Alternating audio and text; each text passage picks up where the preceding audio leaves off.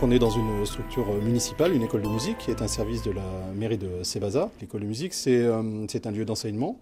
On compte 23 professeurs qui assurent des heures de cours tout au long de la semaine et 500 élèves. Le poste à pourvoir ici dans cette école s'appelle un poste de régisseur appariteur. Ce poste se divise en plusieurs grandes missions. Ces trois axes sont la logistique, la régie d'orchestre, puisqu'il s'agit d'une école de musique, et un pôle aussi sur la médiathèque. Alors pour tout ce qui est logistique, préparer une salle d'orchestre, ou une salle de réunion, ou une salle de classe. Il s'agit aussi de faire un inventaire et de maintenir et de tenir à jour les listes de tout le matériel qui existe dans l'école de musique.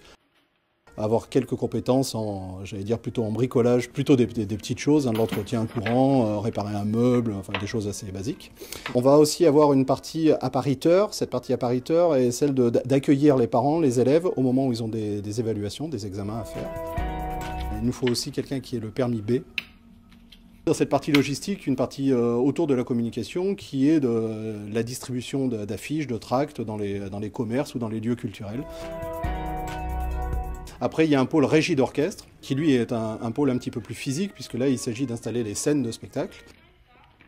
Toutes les choses qui font que quand l'orchestre arrive, quand les musiciens arrivent, tout est installé. C'est un peu la face cachée du métier d'artiste, c'est-à-dire que les artistes, quand ils arrivent sur scène, tout est prêt. Donc c'est un rôle très important pour que le confort des musiciens soit optimum.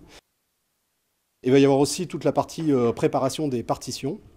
C'est-à-dire des choses très simples, préparer des chemises, des pochettes, avec les partitions qu'il faut pour tel ou tel musicien. Il y aura aussi la partie son et lumière durant les concerts, c'est-à-dire apprendre, parce que là il s'agira d'apprendre, on comprend bien qu'on ne peut pas avoir toutes les compétences tout de suite, mais comment faire une prise de son, comment brancher un micro. Ensuite, il y a la partie médiathèque, donc, qui est un pôle qu'on n'a pas encore pu développer ici à l'école de musique. Médiathèque, ce serait donc autour de tout ce qu'on a comme disque, tout ce qu'on a comme partition, et tout ce qu'il faut archiver, classer, répertorier, etc.